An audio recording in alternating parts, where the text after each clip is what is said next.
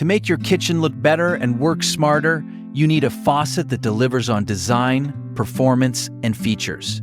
Welcome to the kitchen faucet, and today, I'm going to show you one of the best faucets that actually does all three.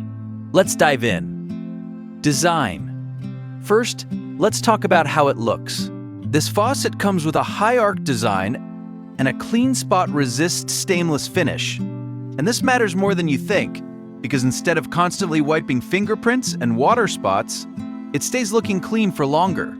The overall design is simple, not flashy, but it fits almost any kitchen setup. It's the kind of faucet that looks good without demanding attention. Size and material.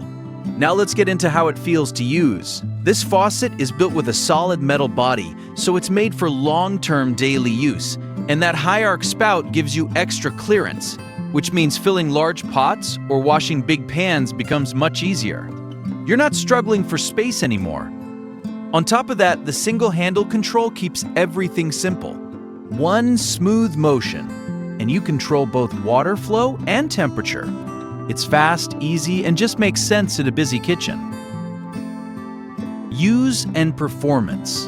Now here's where this faucet really becomes useful.